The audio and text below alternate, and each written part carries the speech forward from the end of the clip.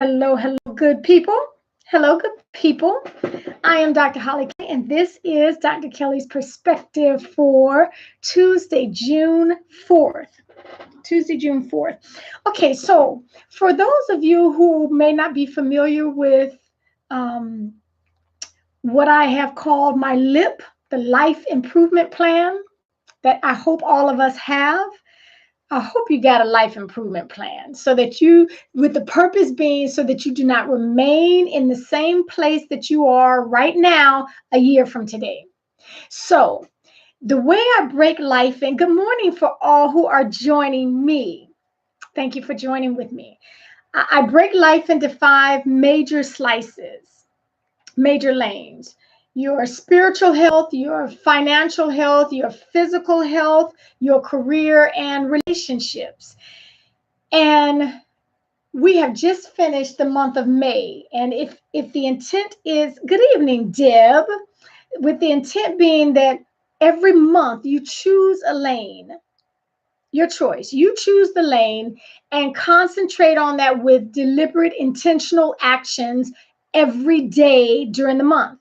Not 5 days a week. Every day you wake up, you do this predetermined, strategic, actionable item so that at the end of the month, you can see real efficiency, real growth. There's no way possible that you can do something every day with an intentionality and there not be a difference.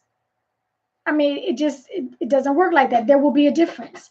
And so, hey, Donnie, um, and so we've come through the first 5 months, and that would give everybody time to concentrate on a part of your life with deliberate actions. The month of June, however, is a little different because before we go into the second half of the year, I encourage you to take the month of June and let's do some review so that we don't just, wake up and realize we've driven 120 miles in the wrong direction. We have to review what is going on, what has worked for you, what can you see any progress? And the beauty of this is that it doesn't matter whether or not you are in the workforce, whether or not you are retired, whether or not you are a teenager, you're a new mom, you're being injured and so you're laid up and physically can't move and get, none of that matters. All of us have the opportunity and the privilege to get better, and we start from wherever we are.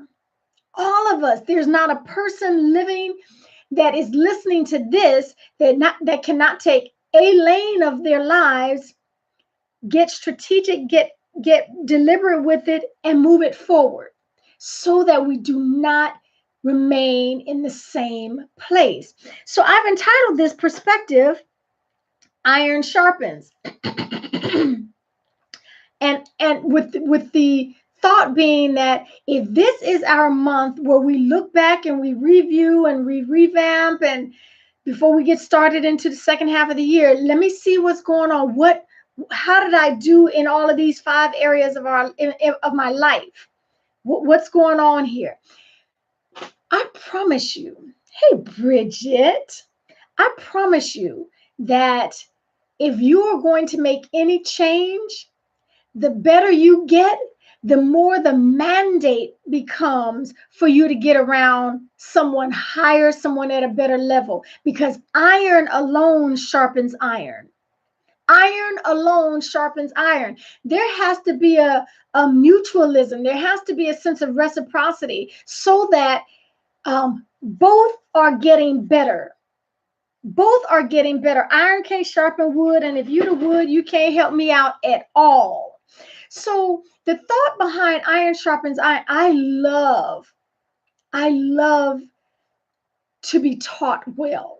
I love when people have an excellent command of their language and they are very intentional with their language. And then if they are creative and I love to be taught well.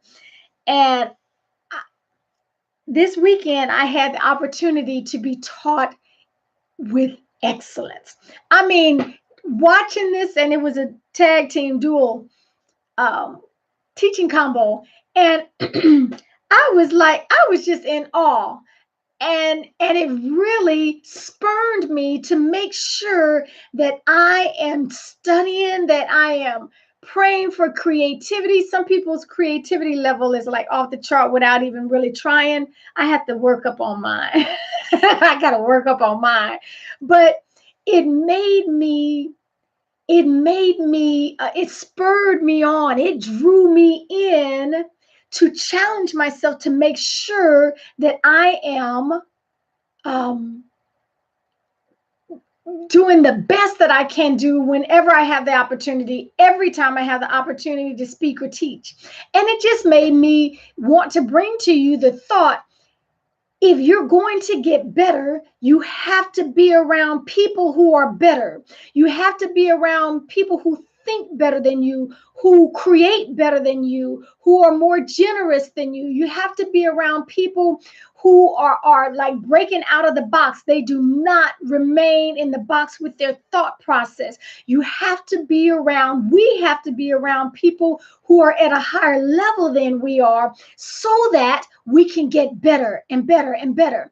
If you are comfortable and everything around you, all of your surrounding keeps you nice and comfortable, I promise you, you are not growing as much as you could. You're not being challenged as much as you could. And if you're not being challenged, if you're not being stretched, if you're not being grown and pulled, you are not growing. You're going to look back a year from now and find out that you're in the same place in whatever area of lane that is. You need to get around someone who's a better wife than you are, who's a better husband than you are, who's a better mother than you are. You need to get around some people who are better leaders than you are. You need to get around people who make money better than you are, who save money better than you are, who invest money. You need to get around people who are healthier than you are, and their physical body is stronger than yours.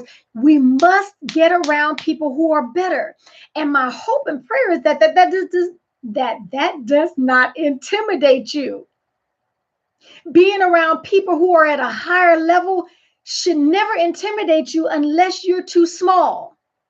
If you're too small and that type of excellence intimidates you, and you automatically go into the comparison mode, and I'll never be as good. Okay, that's ding ding ding ding ding. That's an indicator you need to grow up.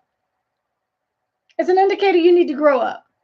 Okay, so allow those environments to spur you on.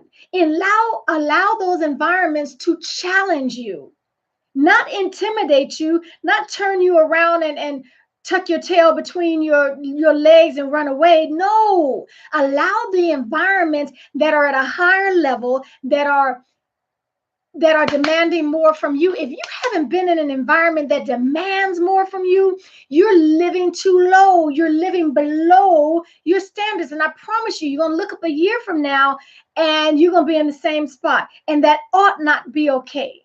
That ought not be okay. So that idea, that is a biblical idea, that iron sharpens iron. We need to make sure that we are positioning ourselves in relationships, in environments, in situations that make us better, that demand. Look, time out for this, you the big fish. Well, if you're the big fish, is it a small pond that you're in? If so, you have got to increase and enlarge, extend, expand your environment. You ought to be in a position every once in a while that makes you feel like, oh, Lord, have mercy. As soon as I get out of here, I got to go learn some stuff. Yeah. I mean, you need to be in that kind of environment that demands more from you, because everybody's ahead of you. They won't remain there if you allow them to sharpen you, if you allow them to make you hungry and keep you hungry. Okay, so that is, we have to strive to do more, or we will find ourselves very comfortable and just existing, not living, not enjoying life, just How you doing? Oh, you know, same old, same old. Mm, okay. Skedaddle, go away from me. Iron sharpens iron. So position yourself to be in a place where you can be sharpened, which will make us more effective, more um, ready for the next hurdle. Okay, that is my offering to you. Challenge yourself. In what areas have you become complacent and comfortable so that there's not any sharpening going on? Okay, until next time, take real good care of yourselves.